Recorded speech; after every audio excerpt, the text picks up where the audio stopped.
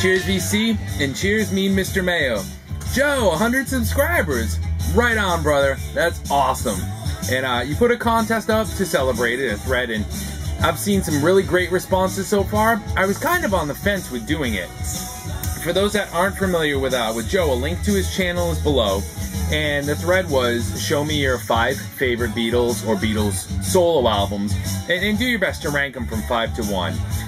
Background, holding it down, it's Foghat. Man, this debut solo album is killer. If you don't have it, you have to find it. Absolutely amazing. Non-slow ride Foghat. Really, really cool vibe on this album. So, Joe, dig your videos. You've always shown a ton of support on mine, which I appreciate. Some standout moments for me. You start talking about how you dream of having the Expedit shelves behind you, and I mean, seriously, they're beautiful. I mean, they're all done up in lipstick. They're pure functional, believe me. They're not great to look at. They may look that way on YouTube, but they're a total function. But you had like this huge, like 10-foot tall Beatles record behind you, and I'm watching this thing and I'm listening to you say, I wish I had Expedit shelves, and I'm thinking, you know what, how many of us wish we had a 10-foot tall Beatles record? I think you're doing all right, and I know you've got some storage going already, and some of your stories about having met Joan Jett, and I mean, just super cool. Really, really, really glad to see you actively participating in the VC and contributing, man. So many more to you. That's awesome.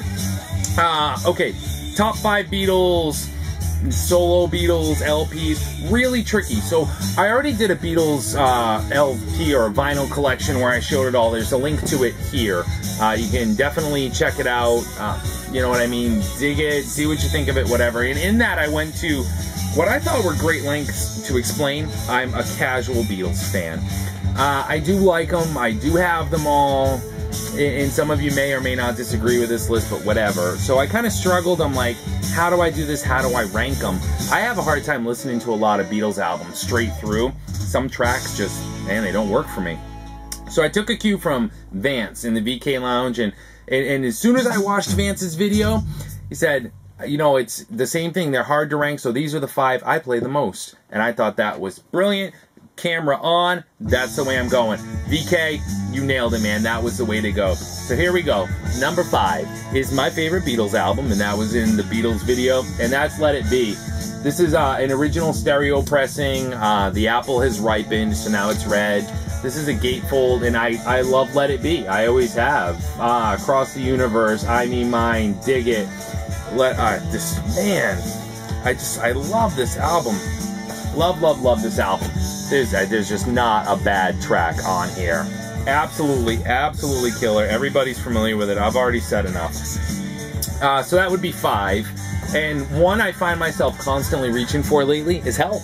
I love Help. From childhood memories of seeing the movie, and I was talking to Travis, Vinyl on Video, about this. If anybody had Ringo's ring from that movie, man, what a Beatles collectible that would be. If anyone ever knows whatever became of that or heard a story about it, where it might be, not that I want it or endeavor to own it, it crossed my mind. Where might that be these days? But man, Help, and I think Travis picked this one too, if I remember right, when I watched his response. Help's a great album. Transitional, there's still kind of a little bubblegum left, and this is just my interpretation, but a little more heavier rock. We're heading towards Rubber Soul and Revolver at this point. It's just a great album. I love it. So that would be 4. And it's also the last Beatles release in my top 5. Again, nothing against them, just a casual fan, and I have a hard time listening to them straight through. There's tracks that I'm just like, oh God, I can't stand that song. But so many other good songs. Anyway, number 3, Ringo Starr, Bucubes of Blues. And I did an Album of the Week video on this a while ago. Ringo's one and only, so unfortunately, solo stab at country rock. What a great album. Charlie Daniels, Jerry Reed, so many great participants in this. The songs were written for him, he lended his voice to him, and it was a match made in heaven, and he never did it again. If you dig country, early 70s country, or country rock at all, you've got to find a copy of this. Unbelievable. Number 3. And the warm weather only brings that one out more. Number 2, and speaking of Vance, Paul McCartney has always been my favorite Beatle. If somebody born after their heyday can have a favorite Beatle, Paul is mine. Paul was a massive influence in the 80s. He was everywhere, and I just idolized the guy growing up. His charisma, his personality, the air about him. I loved Paul McCartney. And I have all of his solo stuff, and I struggled because I love Wings. But this is the collection that I go for to listen to the most. If it wasn't for Vance, I wouldn't even have a copy of this. Vance sent this to me a few months ago, and Vance, thank you so much. It's one I still listen to all the time. I mean, save for Wingspan, which is really tricky to find on vinyl. This also took, I mean, forever and ever to turn up, and it was only because of Vance that I ended up with a copy on vinyl. And it's a great collection. I love Wings' Greatest, and Vance showed that. But this goes a step further in that it has some of those early 80s hits on it that were just ear candy on early MTV and VH1 to me growing up. McCartney, all the best. Number 2. Number 1, this was hands down, no questions asked. Let there be no mistake about it. One of my favorite live albums, and that's Wings Over America.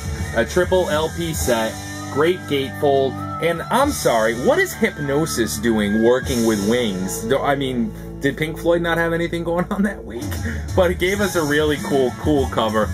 An amazing album capped from the Wings at the Speed of Sound tour, and just great stuff.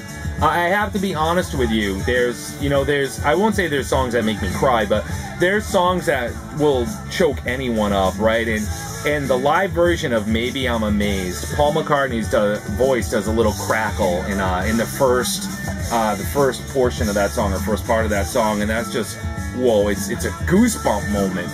It's amazing. And this is being reissued later this month on vinyl. Definitely something that's on the wish list, and easily my number 1. So that's it. Joe, congratulations on your 100 subs. Many more to you. VC, hope you enjoyed it. Feel free to drop a comment below. Talk to you guys soon. Ciao.